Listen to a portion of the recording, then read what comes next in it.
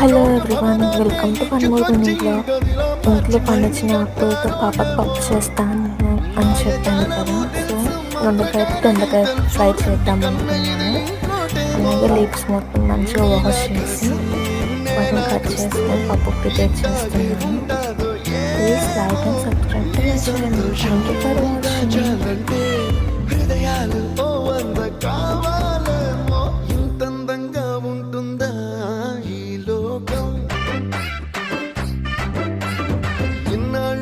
మనసుకి తెలియాలేదే పాపం.